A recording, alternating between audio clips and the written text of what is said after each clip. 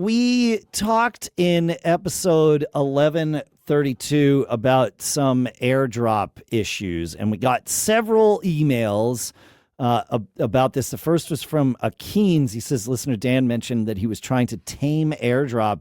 He says, I wanted to share a simple alternative that might be helpful. Blip at blip.net is a free, lightweight file transfer app that works as well as an AirDrop-style replacement between Apple devices. It allows quick transfers between Macs over the local network with a simple interface and no cloud storage involved, keeping transfers direct and private. Could be a useful option for listeners who like the idea of AirDrop, but want a simple third-party tool to manage file transfers between their Apple devices.